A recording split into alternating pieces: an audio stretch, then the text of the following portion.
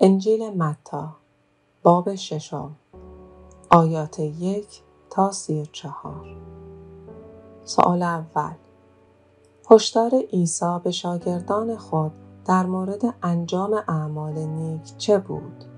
پاسخ: عیسی به آنها هشدار داد که اعمال نیک خود را نه در انظار مردم بلکه به طور مخفی انجام دهند، بدون اینکه به دنبال شهرت یا ستایش دیگران باشند، در عوض به دنبال رضایت خاطر پدر آسمانی خود باشند. منبع آیات 1 تا 4. سوال دوم: عیسی درباره دعا به شاگردان چه تعلیمی داد؟ پاسخ: عیسی به شاگردان خود نحوه صحیح دعا کردن را تعلیم داد و به آنها نمونه دعای معروف به دعای ربانی که به شرح زیر است را آموخت.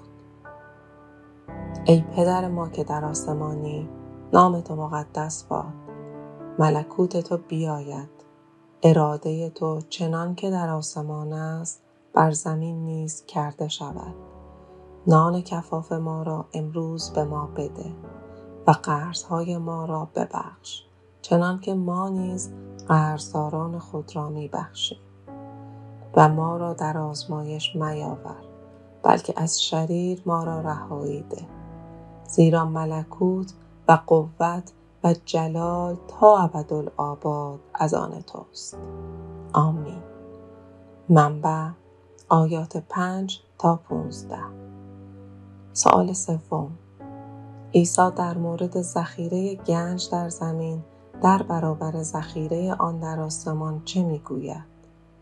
پاسخ: عیسی توصیه میکند که گنجینه ها را در زمین ذخیره نکنیم، زیرا که میتوان آنها را نابود کرد یا به سرقت برد، بلکه به ذخیره گنج هایی در آسمان که دارای ارزش ابدی هستند تمرکز کنیم.